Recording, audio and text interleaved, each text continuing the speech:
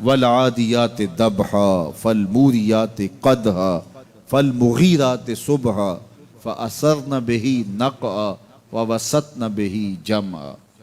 قسم ان گھوڑوں کی جو تیز دوڑیں تو سینوں سے آواز نکلے، پتھریلی زمین میں جائیں تو پاؤں سے شرارے نکلیں، گرد و غبار اڑائیں، دشمن کے لشکروں کو طاقت و تاراج کر کے ان کے جتھوں میں گھس جائیں، ان دلیر اور بہادر گھوڑوں کی میرا رب رب ہو کے قسم کر رہا ہے۔ یہاں قسم کی بات چلی تو اللہ نے محبوب کے گھوڑوں کی قسم کی، گھوڑوں کی اداؤں کو پسند کیا۔ محبوب کے غلاموں کے گھوڑے، ان کے پاؤں سے لگی ہوئی کھریوں سے ٹکرانے والے پتھروں سے نکلنے والے شرارے، رب کے وہ بھی محبوب۔ اللہ اکبر۔ تو پھر قسم کی بات چلی تو کبھی گھوڑوں کی قسمیں کی، کبھی محبوب کی راہ گزر کی قسم کی۔ لا اقسم بہذا البلد، مجھے قسم ہے اس شہر کی۔ تو شہر مکہ کی قسم کیوں کی؟ وہاں کعبۃ اللہ ہے، مقام ابراہیم ہے، چاہے زمزم ہے، صفا و مروہ ہے، مزدلفہ ہے، منا ہے، عرفات ہے، قدم قدم انوار کی برستی برکھا ہے، مطاف ہے، حتیم ہے، مستجاب ہے، مستجار ہے، ملتزم ہے، باب کعبہ ہے، سقف بیت اللہ ہے، قدم قدم پہ انوار برس رہے ہیں۔ شاید میرے رب نے قسم اس لیے کی ہو، شاید قسم اس لیے کی ہو، لیکن میرا رب کہتا ہے لا اقسم بہذا البلد، مجھے قسم ہے شہر کی، یعنی شہر مکہ کی۔ کیوں؟ یہاں کعبۃ اللہ ہے، یہاں مقام ابراہیم ہے، یہاں مزدلفہ ہے، منا ہے، عرفات ہے۔ کیوں قسم؟ وَأَنْتَ حِلٌّ بِهَذَا الْبَلَدِ، محبوب اس شہر کی گلیوں نے تیرے قدم چومے۔ اے انت مقیم فی هذا البلد، امام قرطبی نے اس کا مفہوم بیان کیا۔ محبوب آپ کی اقامت اس شہر میں ہے، آپ کے سانسوں کی خوشبو سونگی ہے شہر کی فضاؤں نے، اس لیے مجھے شہر کی قسم کہ محبوب یہاں تم جو رہتے ہو۔ اللہ اکبر۔ تو محبوب کے شہر کی قسم کی، والعصر، محبوب کے زمانے کی قسم کی، والضحا، محبوب کے چہرے کی قسم کی، واللیل، محبوب کی لٹکتی زلفوں کی قسم کی۔ کبھی کہا محبوب تیرے چہرہ زیبا کی قسم، کبھی کہا تیری زلف عنبری کی قسم، کبھی کہا تیرے شہر نور کی قسم، کبھی کہا تیرے زمانہ حسین کی قسم۔ اور پھر قسم کا باب چلا تو بات کہاں تک پہنچی؟ محبوب نہ صرف تیرے شہر کی قسم، نہ صرف تیری گلیوں کی قسم، نہ صرف تیرے چہرہ زیبا کی قسم، نہ تیری زلف نور کی قسم، نہ تیرے عہد زرین کی قسم، محبوب تیری قسم تو ہے ہی تیرے غلاموں کے گھوڑوں کے پاؤں سے لگی ہوئی کھریوں کے ٹکرانے سے جو شرارے اڑتے ہیں، میں خدا ہو کے ان شراروں کو بھی پسند کرتا ہوں اور ان گھوڑوں کی بھی قسمیں کرتا۔ یہ قرآن ہے نا، والعادیات ضبحا، قسم ہے محبوب تیرے غلاموں کے گھوڑوں کی۔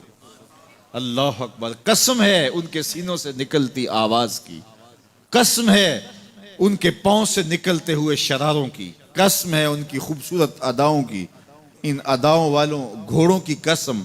اللہ اکبر۔ یہ قسمیں کرنے کے بعد جواب قسم کیا ہے؟ دیکھیے میں یہاں بیٹھا ہوں اور میں گفتگو کے آغاز پہ ہی قسمیں اٹھانا شروع کر دوں۔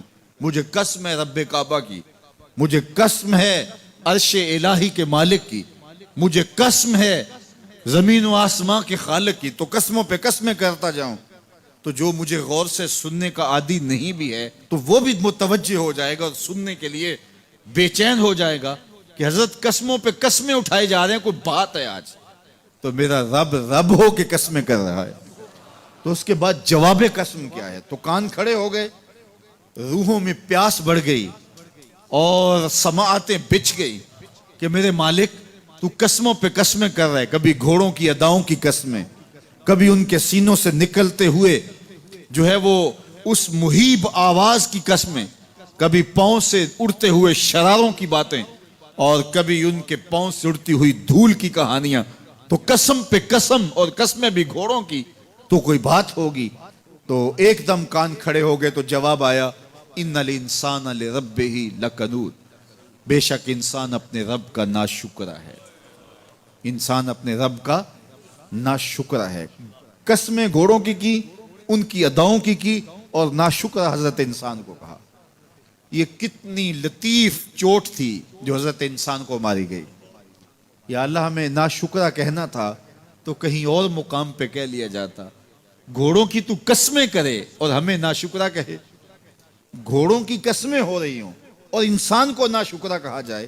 انسان کو ناشکرہ کہنا تھا تو کسی اور موقع پہ کہہ لیا جاتا. کہا یہی تو سمجھانا چاہتا ہوں کہ چم میٹھا نہیں ہوتا، کم میٹھا ہوتا ہے. تو ذات کے گھوڑے بھی ہوں لیکن کام کریں تو مجھے وہ بھی اچھے لگتے ہیں. اور تم انسان بنے ہو، نقوش بڑے اچھے ہیں، قدے رانا رکھتے ہو، جھیل جیسی آنکھیں ہیں، اور تم چلتے ہو تو قیامت چلتی ہے، لیکن مجھے تم اچھے نہیں لگتے. اگر تم ناشکرے ہو، یہ ہیں ذات کے گھوڑے لیکن میرے محمد عربی کے غلاموں کے غلام ہیں، مجھے اچھے لگتے. تو وہ چم نہیں دیکھتا، وہ کم دیکھتا ہے. تو ذات کے گھوڑے بھی ہوں لیکن نسبت ہو میرے حضور سے، نسبت میرے رسول سے ہو تو رب کو وہ اچھے لگتے ہیں.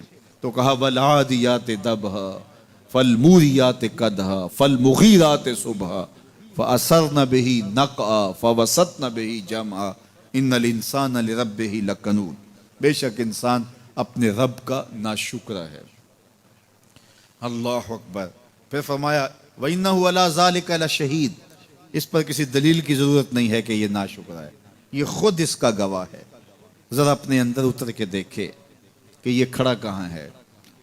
یہ کس قدر نعمتیں پانے کے باوجود شکوے کی زبان کھولے رکھتا ہے. یہ ناشکرہ ہر وقت اس کی نعمتوں کی ناشکری کرتا رہتا ہے. جتنی نعمتیں اس کو عطا کی، اس کو تو ہم نے جو چمکتی روشن آنکھیں دی ہیں، اس کو بولتی زبان بخشی ہے، خوبصورت چہرہ دیا ہے، قدِ رانا بخشا ہے، اس کو دماغ دیا ہے، دماغی قوتیں عطا کی ہیں، اور اس کو سننے والے کان دیے، اس کی زبان پہ ذائقے رکھ دیے، نظام انہضام، نظام تنفس، کیا کیا نہیں سے عطا کیا. لیکن ہر وقت یہ ناشکری کے کلمات ہی بولتا رہتا ہے. میرے پاس یہ بھی نہیں، یہ میرے پاس یہ بھی نہیں، میرے پاس یہ بھی نہیں.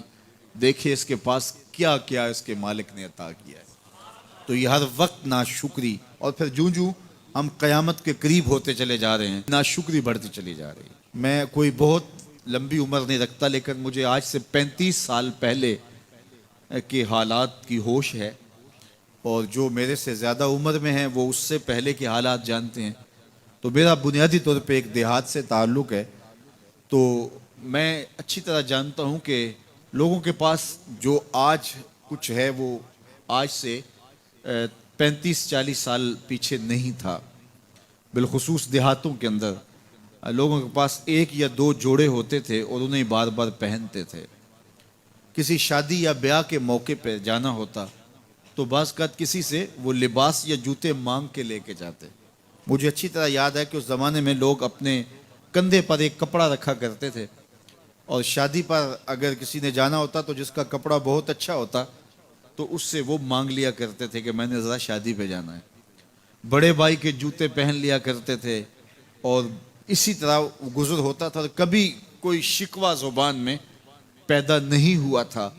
اور لوگوں کے شکستہ سے کچے گھر ہوتے تھے، اور گھر کے صحن میں ایک درخت ہوتا تھا، دوپہر وہاں کاٹ لیتے تھے. اکثر لوگ دوپہر کا کھانا تیار نہیں کرتے ہوتے تھے، دودھ پی کر کے ہی گزارا کر لیتے تھے. صبح کو ناشتہ اور شام کو کھانا ہوتا تھا، لیکن اس کے باوجود اللہ کا شکر کیا کرتے تھے. یہ پچھلے دن میں گزرا تو دیکھا کہ بچے کھیل رہے ہیں اور غبارے پھوڑ رہے ہیں، اور جب غبارہ پھٹتا ہے نا تو بچے خوش ہوتے ہیں، کہہ لگاتے ہیں. پھر دوسرا غبارہ ہے وہ اس سے کھیلنے لگ جاتے ہیں، اور پھر جب وہ پھٹتا تو پھر خوش ہوتے ہیں. تو میں ذرا رک گیا اور اس منظر کو دیکھنے لگا، اور پھر میں نے کہا کہ غبارہ پھٹتا ہے تو یہ بچے خوش ہوتے ہیں، لیکن جب ہمارا زمانہ ہوتا تھا، جب ہم بچے تھے تو غبارہ پھٹتا تھا، ہم رونے لگ جاتے تھے، چونکہ کھیل ہی ختم ہو جاتا تھا. ایک ہی غبارہ ہوتا تھا 5-6 بچوں کے پاس، اور غبارہ پھٹ گیا تو کھیل ختم، تو سارے رونے لگ جاتے تھے. اور اب یہ غبارے پہ غبارہ پھوڑ رہے ہیں اور خوش ہو رہے ہیں، تو کہاں سے کہاں ہم آ پہنچے. لیکن اس زمانے میں اگر کسی سے پوچھا جاتا، لوگ پیدل سفر کرتے اور لباس بھی پورے نہ ہوتے، تو جب کسی سے پوچھا جاتا کیا حال ہے تو وہ لمبا ہاتھ کر کہتا ہے اللہ کا شکر ہے. اس کی باڈی لینگویج بتاتی تھی کہ وہ اور اس کا رواں رواں اللہ کا شکر